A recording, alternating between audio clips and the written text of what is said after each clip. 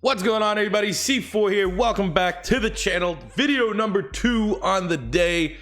It's time to react to the Philadelphia Eagles ratings. Now, this is a half live react because I'm still simmering the moment because I just had to re-record because the first time I literally got on like too edgy of a rant about some of the ratings. I was like, that's not going to be a good look. So let's dial it back. But literally, I'm within 5 minutes of being shown what the Eagles launch ratings are going to be. And I'm sure we're going to get pretty triggered throughout. But I want to look through these ratings. We don't know the dev traits yet. Some of these ratings could be salvaged with good dev traits. I will say that. I will preface with saying that because obviously there's superstar X factors, superstars, star abilities. But let's go through some of these Eagles ratings. What I'm going to do is compare them from what I know about where they rank for the positional too. Because that's also something. Because the brand new rating scale is going to be featured in Madden 20. You know, some of the ratings are going to be different. Like let's look here. Okay, what's an easy one here? We'll just say Brandon Brooks is a 90. Maybe you can say, oh, he hasn't given up a sack since he's been on the member of the Eagles. Maybe that should be higher in previous games where that might be a 92, 93, but where every rating scale is dumbed down. Brandon Brooks probably is like the third or fourth best guard in the league, and maybe this 90 is still indicative of that spot. So for some of these other positions as we go through it, maybe if that's the case, you know, it's the context about the rating, but still there's some ratings that are inexcusable and should generally be higher. But let's look into the Eagles here. We're starting things off. Fletcher Cox got a 96. That is the highest overall rating for a defensive tackle. Aaron Donald's classified as a defensive end. I know Snacks Harrison got a 95. I know right now if you're a Chiefs fan, you're looking at this, you can't really complain because Patrick Mahomes is godlike, but Chris Jones got an 89. Like he's like the 5th or 6th best D tackle in the game, which very harsh. But Fletcher Cox getting a 96 reflected as the best pure D tackle. I think that's fair. Jason Kelsey got a 94 overall, which is tied for first for centers. We'll get to who he's tied with in a little bit. That was actually one of the bigger rants that I had to, I decided to re-record it just to say, you know, you weren't missing anything good. It was a bad look for C. It wasn't some epic C4 rant. It just wasn't my best, my finest work that I didn't want to put out there. But Kelsey being a 90, Kelsey is far and away the best center in the National Football League, so he should be reflected as number 1, and he kind of is. Zach Ertz is a 93 at tight end. I mean, he broke the single receptions in a season for a tight end, so 93 is about where he should be. Understanding that Kelsey's the number 1 tight end, Zach Ertz is number 2. I will tell you that we already would have seen it because I think that's the first video that I'm going to release today. That Kittle's not tight end 3. They still have Delaney Walker ahead of George Kittle, which is kind of surprising. But hey, Zach Ertz number 2. We're focusing on the Eagles here today. Malcolm Jenkins getting a 92. That's a good rating for him. Brandon Brooks getting a 90. That's a good rating for him. I guess, as I mentioned, hasn't given up a sack since he's been a member of the Philadelphia Eagles, and hopefully we can recover from that Achilles injury and play with the Eagles sooner than later next season. Brandon Graham getting an 89. Actually, I really agree with that. I know that could be somewhat surprising to Philadelphia Eagle fans. Brandon Graham's been the kind of guy that's got 93, 94, 92 in that range, even though he's never really got sacks, because we do know that the ratings team here at Madden values PFF scores a lot, and Brandon Graham is as pro football focused darling as you are going to find in the National Football League. But I think an 89 is fair, man. You know, Michael Bennett was a better player than him last season, and I need BG to play a little bit better this upcoming year. Lane Johnson getting an 89. I mean, in the grand scheme of things, I kind of want to see where he ranks amongst other right tackles. For my money, he's the best right tackle in football. But again, this 89 could be the best rating. I think the only other competition could maybe be Mitchell Schwartz on the Kansas City Chiefs, but still, give me Lane Johnson every day of the week. Alshon getting an 87 is a fair score. I mean, you can't look at the box score for Alshon Jeffrey because I don't think he's gone over 1,000 yards yet with the Philadelphia Eagles. But when you watch him play, an 87 is fair, man. He's oftentimes one of the best players on the field for the Eagles, especially on the offensive side of the ball. And I think 87 is a good rating. Jason Peters getting an 87. That's a solid rating for him. He is starting to be on the downswing of his career. I think for non-Philadelphia Eagle fans, he still gets by on his name value a little too much. I mean, he's really inconsistent in terms of staying healthy, being able to stay on the field. It literally felt like last season he didn't finish any game. He just keep coming in and out in like the second half. But still, he still is one of the better tackles in football. Deshaun Jackson getting an 85 is fair, still one of the best deep threats in football. Nelson Aguilar getting an 83. That's actually a little too high for my money, especially coming off last season where Nelson Aguilar had the opportunity to earn a spot on the outside, and he just couldn't do it, man. He proved and pigeonholed himself into being an all-out slot wide receiver, and he wasn't even really that good last year. I mean, he's definitely not the first couple years at a USC Nelson Aguilar where he just dropped everything, Nelson drops galore. But, you know, he wasn't as good as he was 2 years ago. I think 83 is a little high. I probably would have given him something around an 80. Darby getting an 82, a little too high as well. I mean, he can't tackle. He's very inconsistent. He'll for every two games that he shuts down a really good player, he'll have another 2 games where he looks just bang on average, or he's a ghost out there. So I think for those inconsistencies, I probably would have given Darby like a 78, 79. Oh boy. 82 for Carson Wentz. Garbage. Absolute garbage. Giving Carson Wentz an 82 overall. 2 years ago, he was the best player in the league. And you give him an 82? Last year, he had a broken back and was still better than half the quarterbacks in the league. 82? I mean, we got to get the scope of everything here to see what are the other quarterbacks I've got, who's ahead of them. But 82? Right off the top of my head, Carson Wentz should be 84, 85, somewhere in that range, at least. Zach Brown getting an 81. That's another really low one. Understanding how much they value Pro Football Focus scores. He was like, definitely a top 5 PFF linebacker last year, only getting an 81. Yeah, I get it. The Redskins cut him, but it's the Redskins. They're dumb. Zach Brown probably should be 84, 85. Something very similar to where Carson Wentz was. 82 for Carson Wentz? Looks like I'm going to be making my own rosters this year. Dallas Goedert getting an 80 is not bad. Jordan Howard getting an 80, maybe a point or two, a little low there, but I'm not going to complain. Malik Jackson, 80. McLeod, Sandeo, Bradham, Jernigan, Maddox. Derek Barnett, 76. Feel like that should be a little bit higher before he went down with an injury last season. He looked like a breakout star. Caught the fumble recovery in the Super Bowl on Mr. Tom Brady. I probably had Barnett, 78. But that 76 could be redeemed if he has like a nice dev trait, which I assume he should. Because I think that 76 is what he had as a rookie. And he's better than what he was when he was a rookie. And I get the rating scale's all different, but I think 76, it just looks a little weird there. Jalen Mills only being a 74. That's nice. And he has 90 speed. Jalen Mills has 90 speed. He's like the slowest corner in the league. Okay. Crayvon LeBlanc getting a 73. Probably should be a little bit higher than Jalen. I would have given him a 75, considering he was like, I think PFF graded him as the highest rated corner last year in the postseason. I would have that a little bit higher. Rasul Douglas, I probably put Rasul a little bit higher. You finished very, very well for the Philadelphia Eagles. Maybe 2 points, 74, 75, somewhere in that territory. I like Miles Sanders getting a 72. Anytime you get a second round draft pick into the 70s, I will take that. Along with JJ Arcega-Whiteside getting a 73. The Eagles rookies, I mean, you can't start with not talking about Andre Dillard, the first round pick, getting a 70. That seems very low for a first round pick. But when you look at the rating scale for all the offensive linemen that are rookies, then you understand that the highest rating, I think, was a 72 to Jonah Williams on the, where'd he go? Jonah Williams on the Bengals, I'm going to guess. 70 is not that bad for Dillard, even though at face value looks a little weird. Now getting into the lower players here. Okay, Cam Johnson's like, I legit think like a top 10 punter in the league. He was really good last year for the Eagles. 69 seems a little low. Trayvon Hester, the man who got his hands up on the Cody Parkey doink field goal in the playoffs, 68. I know he graded out very well from Pro Football Focus relative to how much he played. So 68 could be viewed as a little low.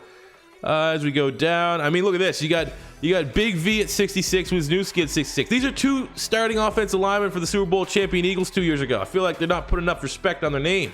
I mean, like, Wiz could be a 70, Big V, 70, 71. I mean, Big V shut down Everson Griffin in the Eagles-Vikings game.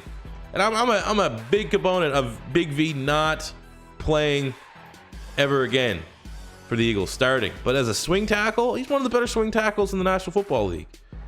As we go down here, I mean, these are just, you're just dealing with the junk. So let's see. Okay, here's what I want to see. So I know Cox is there. I want to see, first up, where does Carson Wentz rank among quarterbacks? Why can't I talk right now? Who knows? Okay, so we got to go here. We got to tick off Eagles. We want to go here. We're going to go by position. So what quarterbacks did they decide were better than Carson Wentz? I ticked off the Eagles. Come on. Filter. I'm going to be so pissed off with this. I guarantee it. Let's see. They got Mahomes at 1, 97. Brady at 2, 96. Rivers, 94. Breeze, 92. Maybe a little high for Breeze. Luck, 92. A little bit high for Luck. Russell Wilson. I would not have Breeze, Rivers, or Luck ahead of Russell Wilson, but that's for another video. Rodgers getting a 90, but it's a 90 with very overpowered superstar X factor, so that's pretty good. Ryan, Ben Roethlisberger. Cam Newton. Now, Cam Newton's really polarizing. If you're just rating him for his actual play, Cam Newton's not better than Carson Wentz, but Cam Newton does have ridiculous attributes from an athletic standpoint that's always going to buff his rating. I think realistically it adds +2. Like Cam Newton's always 2 points minimum higher than what he probably should be. Like I think 82 for Cam Newton's not bad. And with this surgery, maybe we can get back to that MVP Cam Newton. That was maybe the most crazy quarterback I've ever seen. But given the last, since that time, since they've lost in the Super Bowl, Cam Newton has not been better than Carson Wentz. And I feel like you have the same kind of scenario. Like he won the MVP a couple years ago. What has he done since then? But he still gets a nice rating. It's like they treat him as that former MVP. Well, Wentz was the goddamn MVP until he tore his ACL. Where's that respect on Carson Wentz's name? Why is he only getting an 82? You have Goff and Baker Mayfield ahead of Carson Wentz? Oh, no, absolutely not. Jared Goff should be 81.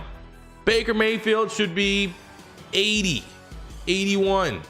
Carson Wentz, 84. Look, I'll just get to the point. Looking at these ratings, looking at who's where, Carson Wentz is an 84. There's no other way around it. They got this one incredibly wrong. And I know that the two people in there are Patriot and Dallas Cowboy fans, probably aren't huge fans of Carson Wentz.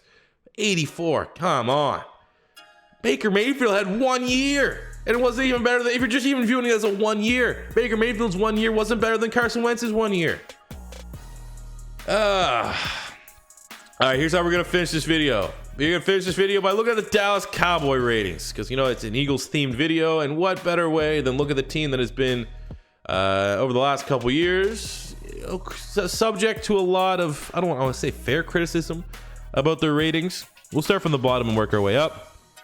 Looking down here, the base ratings will never tell the full story of the Dallas Cowboys because last year the ratings weren't too bad, but they got way too many good dev traits on their players. So by the time you came year 4, year 3, 4, 5 in your franchise mode, you'd see like Xavier Woods be in the 90s. You'd see Taco Charlton in the 90s because all these guys had unfair dev traits.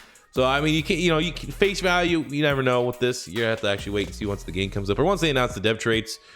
None of these ratings look too outrageous. Gallup getting a 78. He had a really good rookie season. I think Randall Cobb getting an 80, maybe a little bit unjust. He probably should have dipped below. I probably would have Michael Gallup ahead of Randall Cobb. Awuje's there. Dak 81's not bad for Dak. Again, you get a little bit of the Cam Newton treatment with Dak Prescott because his physical attributes are and scrambling attributes are always going to inflate his rating a little bit. I always like add. I don't know if this math adds up, but I always add +2. Like Dak Prescott, from a quarterback standpoint, probably a 79, and then you throw in the fact that he can scramble, 81. Jason Witten with an 83 is not bad. Sean Lee 84s, when he's healthy, I guess it's not bad. 84. Jalen Smith 85 is good. LVE 86 is good. DeMarcus Lawrence getting 89. That's pretty good considering Brandon Graham got that as well. Amari Cooper getting 89. Too high for maybe the most inconsistent good wide receiver in the National Football League. You look like a strong 7 games, and then you still give him he needs to be 86. You start him at 86, and if he can prove that he can finally add some consistency to his game, being a member of the Dallas Cowboys, then you can start improving this rating. But for a starting point of an 89 for Amari Cooper, absolutely not. You're out to lunch. Byron Jones getting a 91. No. And I'm a Byron Jones homer. When he was coming out of UConn, I had like 3 videos about why the Philadelphia Eagles should draft this man, along with Eric Rowe, double up on corners.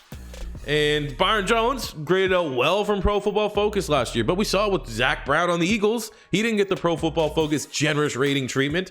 Byron Jones had no interceptions last year, and interceptions are not the be-all end-all when it comes to grading and talking about cornerbacks, but it's something, especially when you're considering a player that's had a 1-year wonder. Byron Jones was a middle-of-the-park safety. They finally moved him to corner. I don't know if it was at the beginning of last year or midway, but he's a much better corner than he's a safety, clearly. Gladly, finally took that long for Dallas to realize that. But however, he's coming off a 1-year wonder season. I know they gave him a really good superstar dev trade, at least in the beta, and the fact that he still pulls a 91 with no turnovers to his name, drop that down there a little bit, 86, 87, and then if he can remain in that upper echelon of corners, then you can start to slowly, through the patch updates, through the roster updates, move him up a little bit. Tyron Smith being a 94. That got to be like what, the second best tackle behind Bakhtiari? Absolutely not. What did he do last year? Like, he was, for Pro Football Focus, I don't even think he was top 10 for tackles, yet he still gets a 94. I know he's good, but he's not 94 good right now. Tyron Smith needs to be probably 89. If Lane Johnson is an 89, Tyron Smith absolutely is an 89 at the most. Okay, 94, far too high. Travis Frederick's getting a 94, which is tied with Jason Kelce for the highest rated center in the National Football League. What was Travis Frederick's PFF score last year? If that's how we're kind of grading these offensive linemen. Oh, he didn't play. He didn't play. And he got the same rating as the far and away best center in the National Football League. I don't want to make this the hill I'm going to die on talking about centers, but there is no way Travis Frederick should be tied for the highest rated center in Madden 20 at launch. I get, he's really, really good. He's probably the second best center behind Jason Kelce when he's healthy, but he might not ever play again. Is he going to play? Who knows? 894 too high. Zeke getting a 94 is not bad. Zach Martin 96. I mean, Zach Martin is really, really good.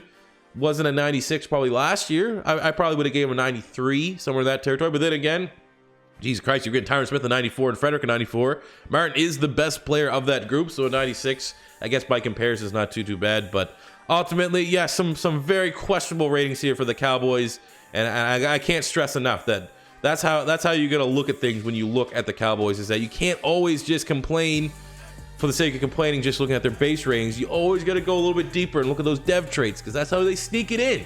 They sneak it in. The Cowboys rating guy sneaks in some dev traits here and there that just makes us that are part of the ratings nerd community a little triggered. So there you go, guys. Those are my reactions to the Philadelphia Eagles launch ratings in Madden 20.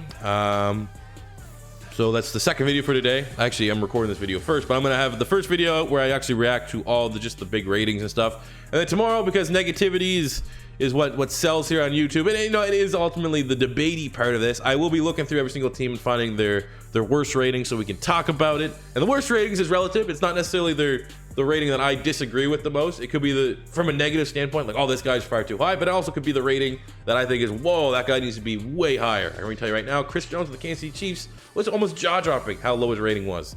So make sure you guys stay tuned for that. As always, your first time stopping by, Madden 20 season is just around the corner. You don't want to miss out, so hit that subscribe button, smash the like button if you enjoyed. And until next time, it's C4 saying peace